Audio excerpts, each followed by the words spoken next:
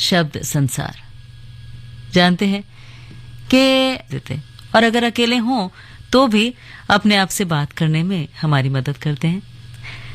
तो बस इन्हीं शब्दों के ऐसे ही संसार को लेकर हम आपके लिए आ जाते हैं हर सोमवार को सुबह 10:10 पर, ताकि इन शब्दों से जब आप जुड़ें तो जीवन की बहुत सारी अभिव्यक्तियां जो कहीं ना कहीं मन में दबी थी, मानस पटल पर उभर कर नहीं आ पा रही थी, वो आ जाएं। तो चलिए आज फिर एक नई कोशिश करते हैं। मैं हूं पूनम आपके साथ। स्वागत आप सभी का दिल से।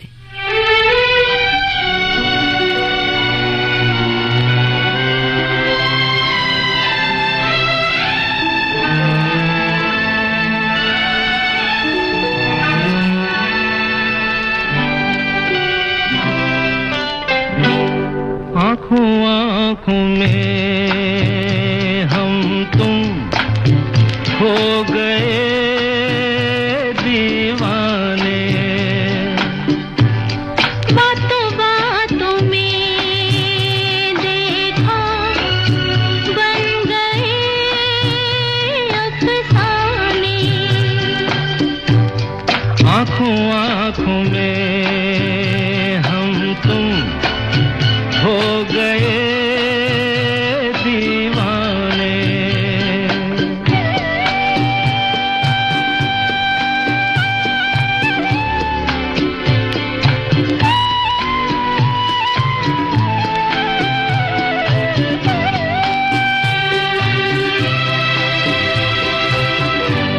याद करो ये सबने कहा था, दिल जो दिया तो ये हाल होगा, चैन ना आएगा, नींद ना आएगी, किसी का कहा हम तुम माने नहीं माने, आँखों में हम तुम हो गए दीवाने।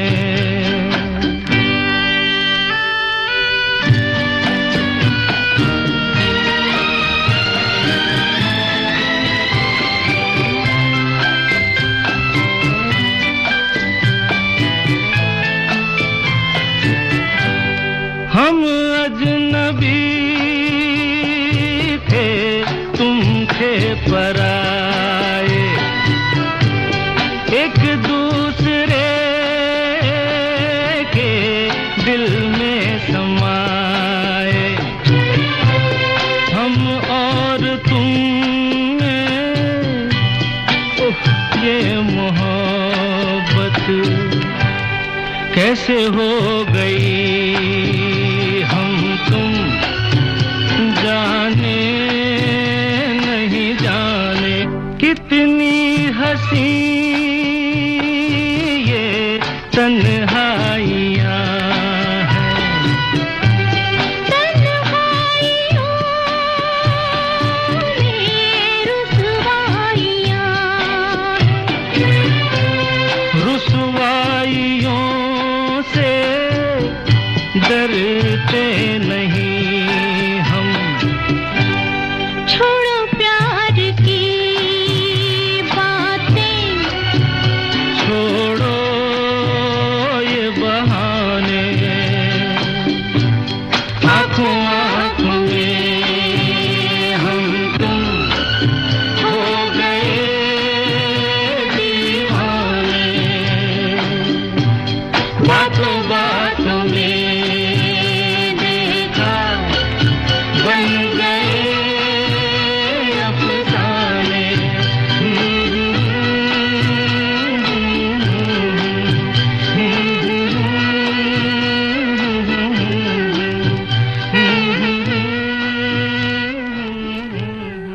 जी हाँ, शब्दों से जब हम जुड़ते हैं तो बातों बातों में बहुत सारे फसाने बन जाते हैं और उन्हीं फसानों से जिंदगी आगे बढ़ती है, क्योंकि बढ़ती हुई जिंदगी में ये जो फसाने होते हैं ये हमें जिंदा रखते हैं, याद दिलाते हैं कि अच्छा ये भी हुआ था, ऐसा भी था, ये भावना भी थी, ऐसा एहसास भी था, और उन्हीं फसानों के साथ हमारे चेहरे पर अचानक से मुस्कुराहट आ बैठती है। वैसे मुस्कुराहट तो तब भी आ जाती है जब आप अपनी कोई पसंदीदा किताब पढ़ें, और किताबों की बात चली है तो आज हम शुरुआत करते हैं शब्द संसार में कन्हैया लाल सेठिया जी से, जो आधुनिक काल के प्रसिद्ध हिंदी और राजस्थानी लेखक थे। इनकी सर्वाधिक प्रसिद्ध काव्य रचना रही पाथल व पीथल, और अगर बाकी रचनाओं की बात करें तो बहुत कुछ है दोस्तों। जैसे हम साहित्य में बात कर सकते हैं उनकी रमणिया रा सोरठा की, या लील टांस की, वन फूल, अग्निवीणा, मेरा युग, खुली खिड़कियां, चौड़े रास्ते, पाथल व पीथल, ये तो है ही। तो हिंदी में और उर्दू में उन्होंने अपनी लेखनी का इस्तेमाल किया। हिंदी में 18 और उर्दू में 2, इसके अलावा राजस्थानी में 14 पुस्तकें उनकी प्रकाशित हो चुकी हैं। वैसे ये जो पुस्तिकाएं हैं इनमें बहुत कुछ ऐसा है जो राजस्थान की पृष्ठभूमि को उजागर करता है। शुरुआत उन्होंने की थी रमणिया रा सोरठा से, उसके बाद नीमड़ो, ये राजस्थान की लघु पुस्तिका थी। ईरा में चुनी हुई कविताएं, तो वहीं सप्त किरण में बहुत कुछ संयुक्त रूप से प्रकाशित। परमवीर शैतान सिंह, जादूगर माओ, रक्त दो, चीन की ललकार, ये भी लघु कृतियां थी सेठिया जी की। और इनके अलावा बहुत सारी और भी रचनाएं प्रकाशित हुई पत्र पत्रिकाओं में, अलग अलग भाषाओं में उनका अनुवाद भी हुआ। उर्दू की बात करें तो ताजमहल एवं गुलाची काफी प्रसिद्ध रही। और अगर बात करते हैं उनके पुरस्कारों की, तो 1976 में राजस्थानी काव्य कृति लीला टांस पर साहित्य अकादमी द्वारा राजस्थानी भाषा की सर्वश्रेष्ठ कृति का पुरस्कार उन्हें मिला। इसके अलावा 1979 में हैदराबाद के राजस्थानी समाज द्वारा मायर भाषा की मान्यता हेतु संघर्ष के लिए सम्मानित उन्हें किया गया। और राजस्थान साहित्य अकादमी द्वारा भी उन्हें सर्वोच्च उपाधि साहित्य मनीषी से विभूषित किया गया सन 1884 में। 2004 में पद्मश्री प्राप्त हुआ उन्हें। और इसके अलावा 2005 में राजस्थान विश्वविद्यालय द्वारा पीएचडी की मानद उपाधि भी प्रदत्त की गई। और भी बहुत लंबी लिस्ट है दोस्तों, जिसमें उन्हें बहुत सारे सम्मान मिले, पुरस्कार मिले। लेकिन सबसे बड़ा सम्मान किसी भी एक लेखक के लिए होता है जब उनकी लेखनी से निकले शब्द किसी के दिल को छू जाए। तो ऐसे ही उनके शब्द छूते रहे और हमें हमेशा गौरवान्वित करते रहे और करते रहेंगे। बस यही सबसे बड़ी उपलब्धि होती है। और जब ये उपलब्धि मिलती है तो शायद हमारी जिंदगी में भी वो जो शब्द जुड़ जाते हैं वो हमारी उन बातों की एक उपलब्धि बन जाते हैं जो हमारे साथ बेशक घटित ना हुई हो, लेकिन उन्हें पढ़कर हमें जो एहसास होता है वो जिंदगी से हमें और कई रूपों में जोड़ देता है।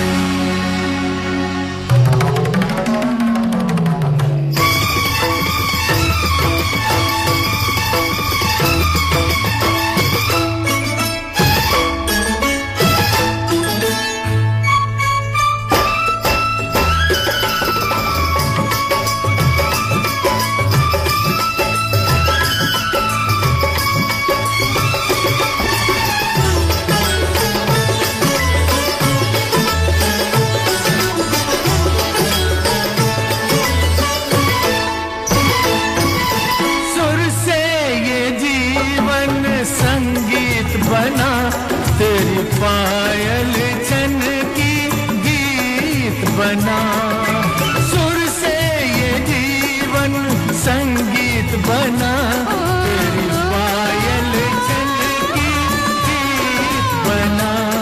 छम छम छम घुंघरू गाते हैं,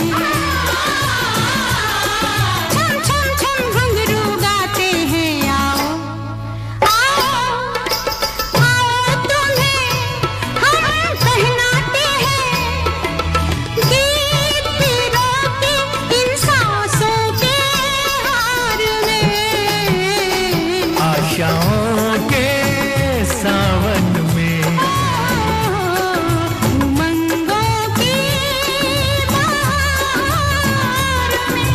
तुम मुझको ढूंढो मैं खो जाऊं प्यार में।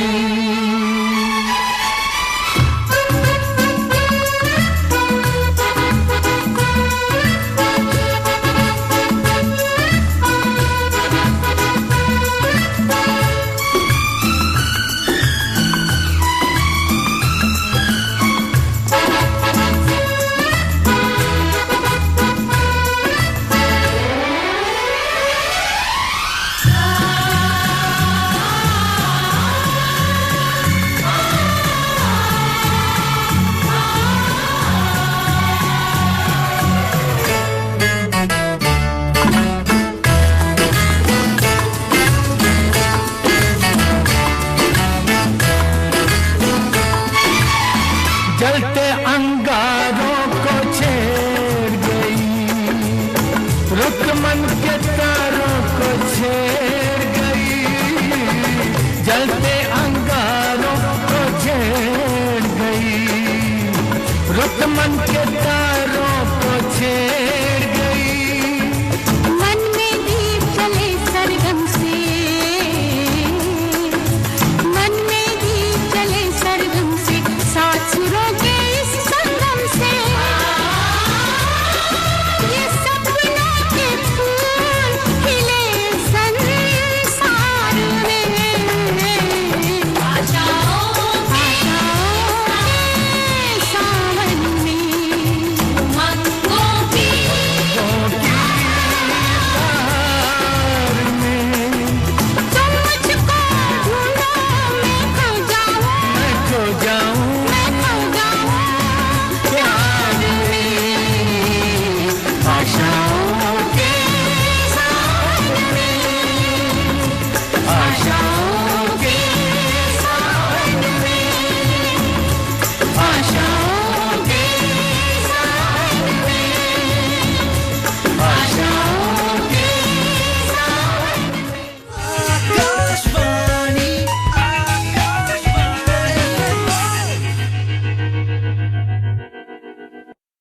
हिम्मत है मेरे पास, ताकत है मेरे पास, अंधेरों से लड़ने की जरूरत है मेरे पास। मंचलों को अब सबक सिखा दो, खतरा हो कहीं बटन दबा दो, पल में दिल्ली पुलिस का होगा बैकअप मेरे पास। दिल्ली पुलिस दिल्ली की नारियों की रक्षा में सदैव तत्पर है।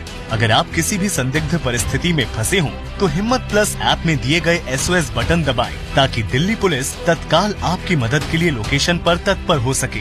यही नहीं, एक अन्य मोबाइल ऐप तत्पर के माध्यम से भी नजदीकी थानों में सहायता प्राप्त की जा सकती है, अथवा किसी भी इमरजेंसी में 112 पर कॉल करें। दिल्ली पुलिस द्वारा जनहित में जारी। आकाशवाणी,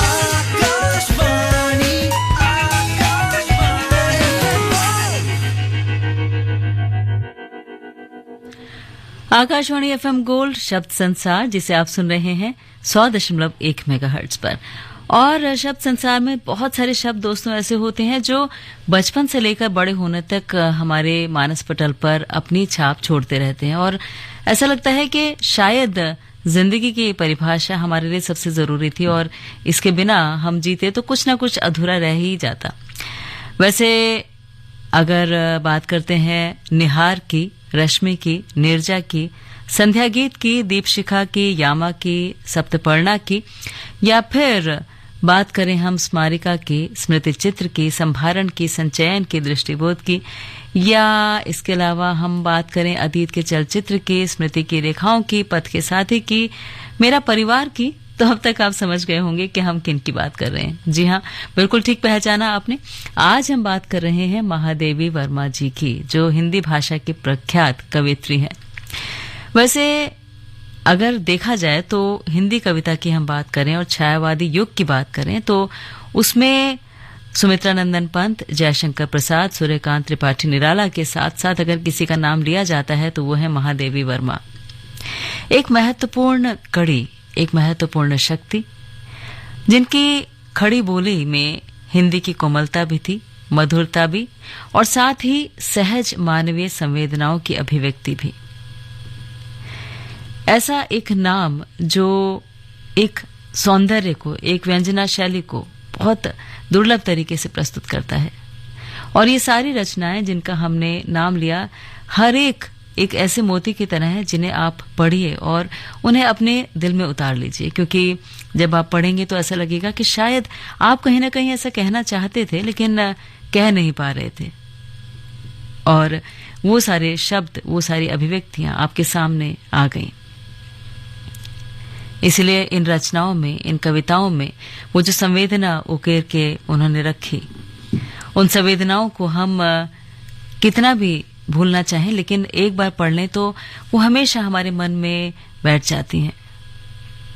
उनके काव्य में आत्मनिवेदन का स्वर प्रधान रहा। उनके हृदय की विविध अनुभूतियां उन्हें कवित्री बनाती रहीं। अज्ञात प्रियतम के प्रति विरह व्यथा का निवेदन, मिलन का संकल्प, रहस्यमयी संवेदनाएं और प्रकृति, सब उनके प्रधान विषय रहे।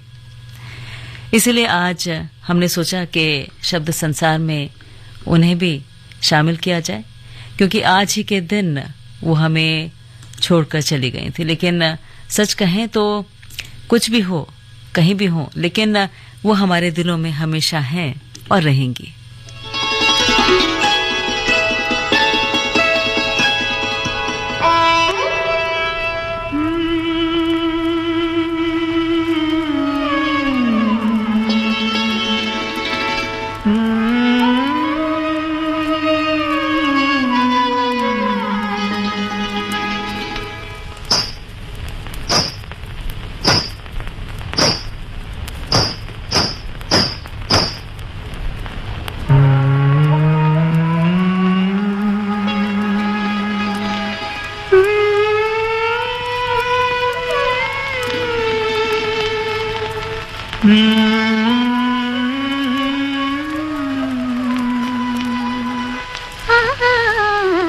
एक चंबेली के मंडवे तले, एक चंबेली के मंडवे तले, मैं कदे से जरा दूर उस मोड़ पर, मैं कदे से जरा दूर उस मोड़ पर, दो बदन प्यार के आग में जल गए, एक चंबेली के मंडवे तले, एक चंबेली के मंडवे तले।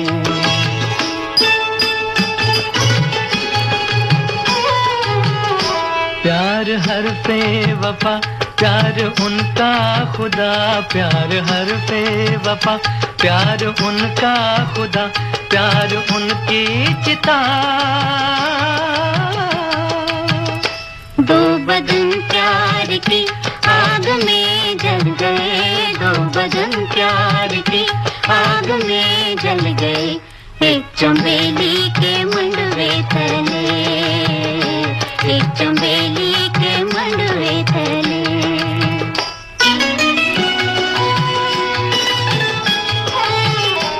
ओस में भीगते चांदनी में नहाते हुए, ओस में भीगते चांदनी में नहाते हुए, जैसे दो ताजा दम फूल पिछले पहर, जैसे दो ताजा दम फूल पिछले पहर, ठंडे ठंडे सबक रो चमन की हवा, ठंडे ठंडे सबक रो चमन की हवा, सर पे मातम हुई, सर पे मातम हुई, सर पे मातम हुई, काली काली बातों से लिपट गर्म रुखसार पर एक पल के लिए रुक गई।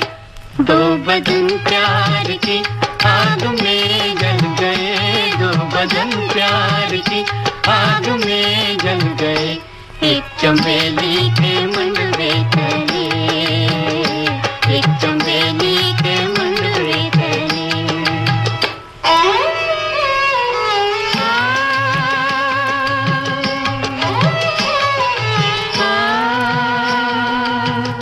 हमने देखा उन्हें दिन में और रात में, नूर ज़ुल्मात में हमने देखा उन्हें,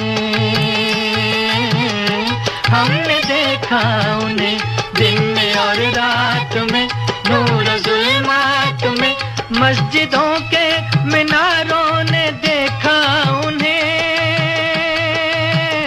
मंदिरों के दीवारों ने देखा उन्हें, महकदे के दरारों ने देखा उन्हें, देखा उन्हें, देखा उन्हें।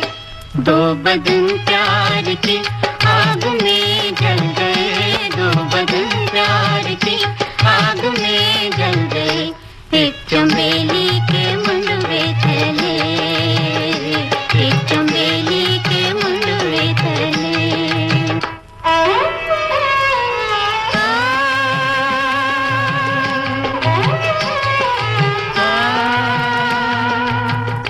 ये बता चार अगर तेरी ज़ंबील में, तेरी ज़ंबील में, ये बता चार अगर, ये बता चार अगर तेरी ज़ंबील में, तेरी ज़ंबील में नुस्ख़े की मियाए मोहब्बत भी है, नुस्खे की मियाए मोहब्बत भी है, कुछ इलाजो मदावाए उल्फत भी है, उल्फत भी है, उल्फत भी है।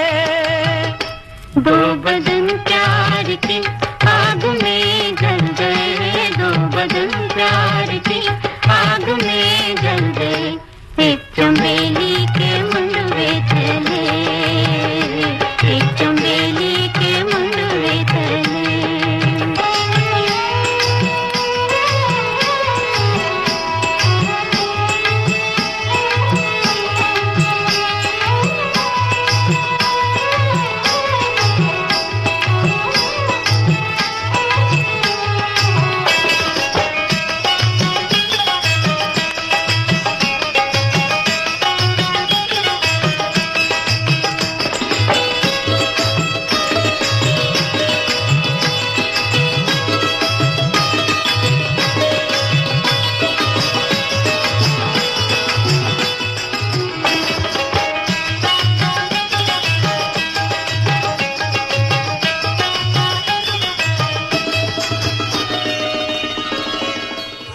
आकाशवाणी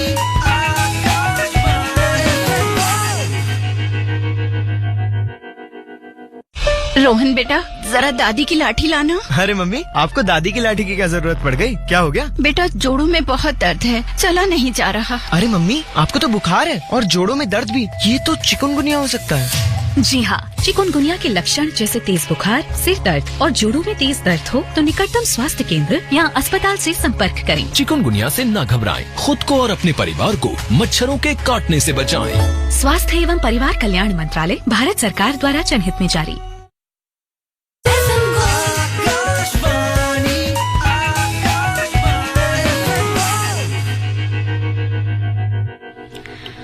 आकाशवाणी एफएम गोल्ड, जिसे आप सुन रहे हैं 100.1 मेगाहर्ट्ज पर, और ये है शब्द संसार, जो आप ही के मन से जुड़ा हुआ है कहीं ना कहीं, क्योंकि शब्द जो होते हैं ना वो हमारी अभिव्यक्ति होते हैं, और वो अभिव्यक्ति हमारे कई बार मुंह से भी निकलती है, यानी हमारे शब्दों में, और कई बार आंखों से भी होती है। अब जब वो शब्दों से उकेर कर बाहर आती है और हम उसे एक कागज पर लिखते हैं, जो आजकल हमारी आदत नहीं रही क्योंकि हम भूल गए हैं लिखना, पर फिर भी इसे जिंदा रखना बहुत जरूरी है दोस्तों, क्योंकि जितना हम लिखते हैं उतनी हमारे अंदर एक सृजनात्मकता तो बढ़ती है, साथ ही साथ क्लैरिटी भी आती है। इसीलिए लिखा कीजिए। और अगर बात करें लेखन की ही आगे, तो अब हम बात करते हैं डॉक्टर बलदेव प्रसाद मिश्र की, जिन्होंने अपने जीवन काल में लगभग 100 किताबें लिखी। भृतहरि के श्रृंगार शतक और वैराग्य शतक के द्वारा उन्हें एक नई अनुभूति हुई और इसे इन्हीं शीर्षकों से उन्होंने प्रकाशित भी किया। महाकाव्य कौशल किशोर का प्रकाशन हुआ 1934 में, मुक्तक संग्रह जीवन संगीत 1940 में और साकेत संत, इसका प्रकाशन हुआ 1946 में। उनके लिखे नाटक काफी उल्लेखनीय रहे। शंकर दिग्विजय उसमें से एक उल्लेखनीय नाम है। उनकी रचनाओं और पुस्तकों की एक लंबी सूची है हमारे पास, लेकिन जब बात आती है उनके शोध की, उनके साहित्य की, उनके लोक सेवन की, तो उसमें उनका योगदान हमेशा स्मरणीय रहेगा, साहित्य प्रतिभा का परिचायक रहेगा, क्योंकि जो उनकी लेखनी थी उसमें साहित्य के साथ साथ देश प्रेम भी रहा, और देश प्रेम को उन्होंने अपने इन्हीं शब्दों में कई बार उकेरा। इसीलिए जब भी आपको समय मिले जरूर पढ़िएगा बलदेव प्रसाद मिश्र जी को।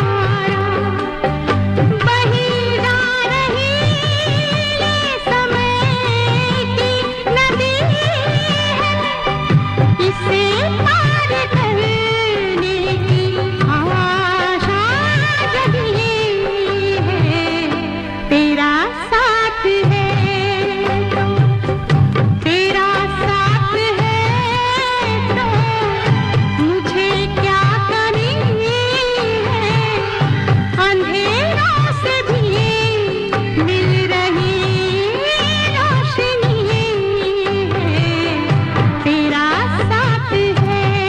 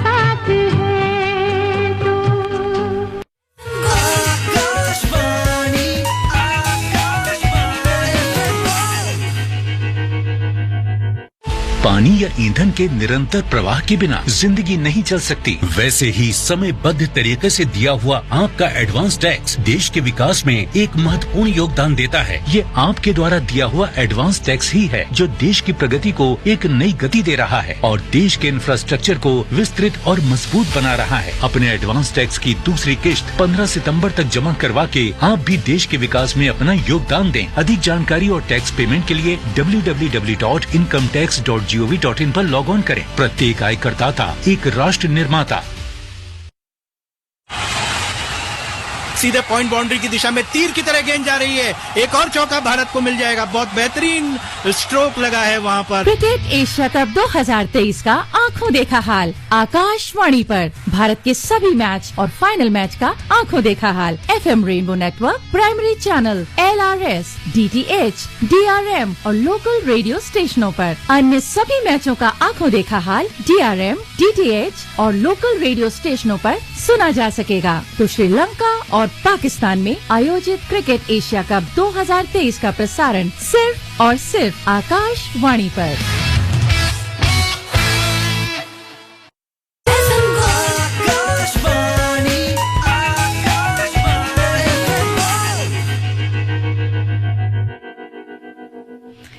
आकाशवाणी FM गोल्ड यानी आपका पसंदीदा चैनल और शब्द संसार, जिसमें हम आपको अलग अलग व्यक्तित्व से, अलग अलग शख्सियतों से मिलवाते हैं।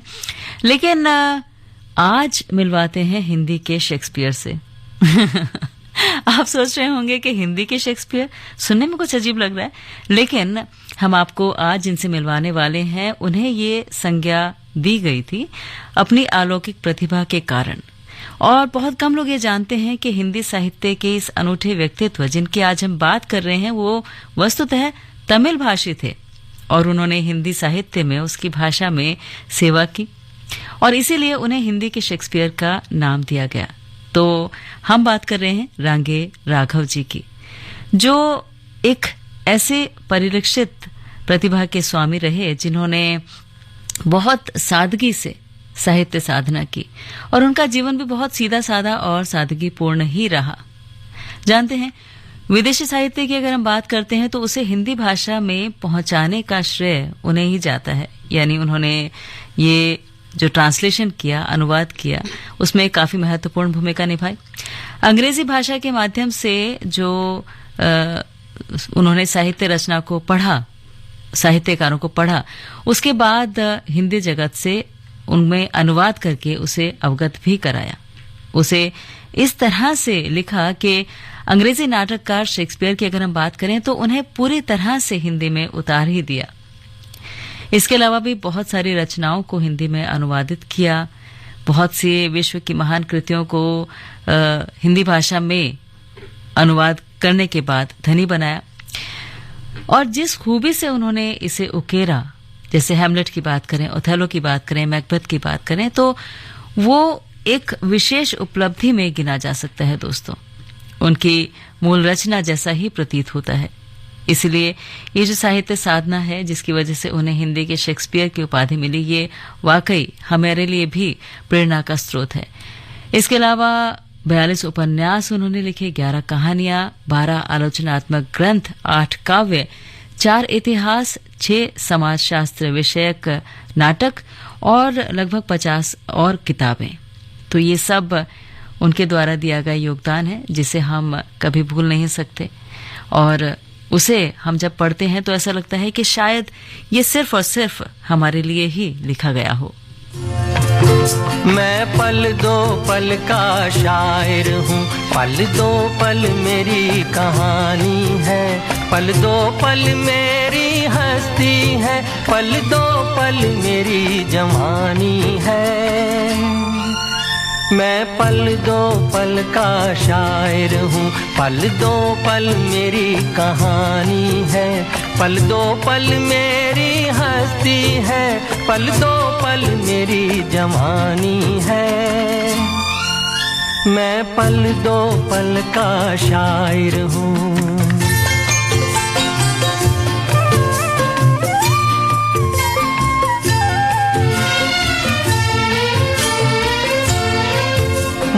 मुझसे पहले कितने शायर आए और आकर चले गए,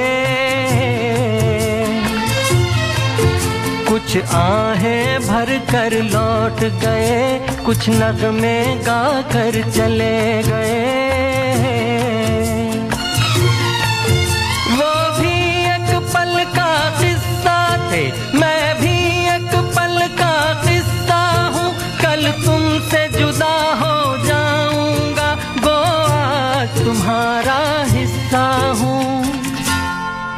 मैं पल दो पल का शायर हूँ, पल दो पल मेरी कहानी है, पल दो पल मेरी हस्ती है, पल दो पल मेरी जवानी है।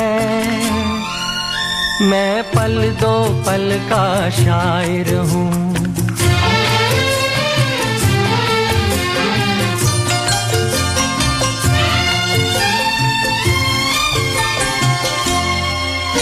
कल और आएंगे नगमों की खिलती कलियां चुनने वाले, मुझसे बेहतर कहने वाले, तुमसे बेहतर सुनने वाले। कल कोई मुझको याद करे, क्यों कोई मुझको याद करे, मसरूफ जमाना मेरे लिए क्यों वक्त अपना बर्बाद करे। मैं पल दो पल का शायर हूँ, पल दो पल मेरी कहानी है, पल दो पल मेरी हस्ती है, पल दो पल मेरी जवानी है। मैं पल दो पल का शायर हूँ, पल दो पल मेरी कहानी है, पल दो पल मेरी हस्ती है, पल दो पल मेरी जवानी है। मैं पल दो पल का शायर हूँ। जी हाँ, मुकेश जी की आवाज में ये जो गीत है फिल्म कभी कभी से, ये हर बार सुनने में इतना मीठा लगता है और लगता है कि बेशक पल दो पल की हम बात करें शायरी में, लेकिन वो जो हमारे मानस पटल पर रह जाती है, अमिट छाप छोड़ देती है, वो पल दो पल नहीं, वो उम्र तक, सदियों तक और हमारे जाने के बाद भी जिंदा रहती है। आगे बढ़ते हैं श्रीधर पाठक जी की तरफ, जो भारत के प्रसिद्ध कवियों में से एक थे। स्वदेश प्रेम, प्राकृतिक सौंदर्य और समाज सुधार की भावना के कवि। हिंदी साहित्य सम्मेलन में वो सभापति भी रहे और उन्हें कवि भूषण की उपाधि से भी सम्मानित किया गया। कार्यक्षेत्र की बात करें तो हिंदी, संस्कृत और अंग्रेजी, इस पर उनका समान अधिकार था।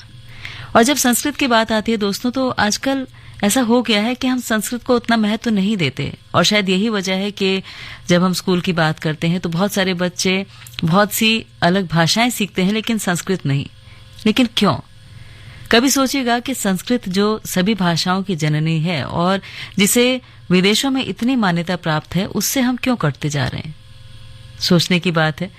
और संस्कृत में लिखे शब्द जो हमारे साहित्य से, हमारे संस्कारों से, हमारे बहुत से धार्मिक कृत्यों से भी जुड़े हैं, उनको पढ़ने के लिए संस्कृत को जानना जरूरी है और बच्चों को वो पढ़ाना भी जरूरी है। लेकिन जब बात हम श्रीधर पाठक जी की कर रहे हैं तो उनकी मुख्य रचनाओं की भी बात करें तो वनाशटक या कश्मीर सुषमा, देहरादून, भारत गीत, गोपिका गीत, मनोविनोद, ये सभी उनकी मुख्य रचनाओं में शामिल है। काव्य लेखन में ब्रजभाषा और खड़ी बोली दोनों में ही बहुत अच्छी कविताएं उन्होंने की। सहज, बिल्कुल आडंबर रहित, बिल्कुल ऐसी भाषा जो मन को बस सुनते ही छू जाए। और उसमें उन्होंने जो कुछ लिखा उसमें प्रकृति का चित्रण था। बड़े मनोयोग से देश के गौरव का गान भी उन्होंने किया। उनकी रचनाओं में बहुत से ऐसी कृतियां रही जो कहीं ना कहीं मौलिक कृतियों का एक अनुरूप भी थी। वनाशटक या फिर भारत गीत, गोपिका गीत, मनोविनोद, जगत, सच्चाई, संसार, ऐसे ही कुछ नाम हैं। बस ऐसे ही नामों के साथ ये जो शब्द बन जाते हैं, ये हमेशा हमें याद रह जाते हैं और हमें लगता है कि शायद ये हमारे जीवन में नहीं होते तो फिर इन अनुभूतियों से हम कहीं ना कहीं वंचित ही रह जाते।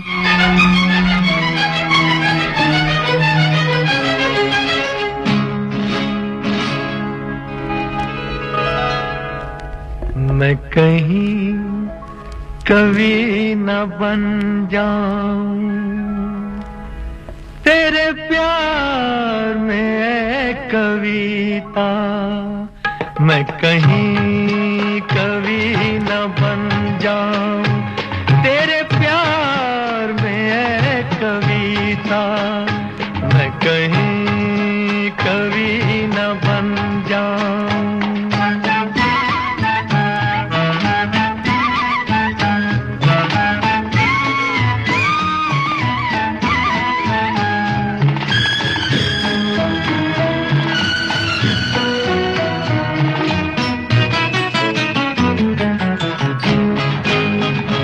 तुझे दिल के आईने में मैंने बार बार देखा, तुझे दिल के आईने में मैंने बार बार देखा, तेरी आँखों में देखा तो छलकता प्यार देखा, तेरा तीर मैंने देखा तो जिगर के पार देखा, मैं कहीं कवि न बन जाऊं तेरे प्यार में है कविता, मैं कहीं कवि न बन जाऊं तेरे प्यार में है कविता, मैं कहीं कवि न बन जाऊं।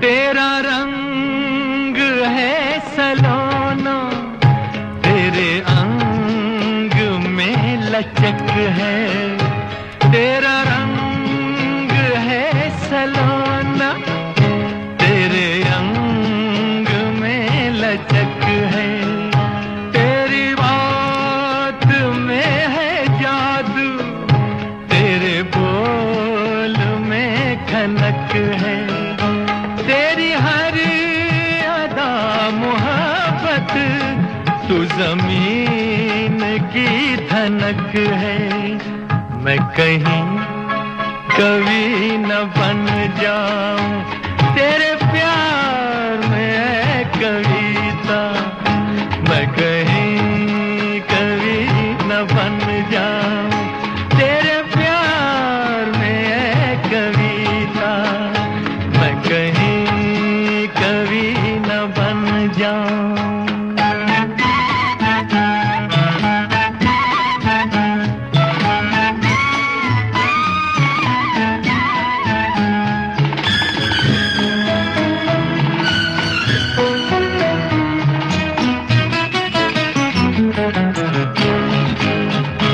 मेरा दिल लुभा रहा है तेरा रूप सादा सादा, मेरा दिल लुभा रहा है तेरा रूप सादा सादा, ये झुकी झुकी निगाहें करे प्यार दिल में ज्यादा, मैं तुझी पे जान दूंगा है यही मेरा इरादा, मैं कहीं कवि न बन जाऊं तेरे प्यार में है कविता, मैं कहीं कवि न बन जाऊं तेरे प्यार में है। जी हाँ, यूं तो इस सफर को रोकने का बिल्कुल मन नहीं होता और लगता है कि बस हम और आप यूं ही बातें करते रहें।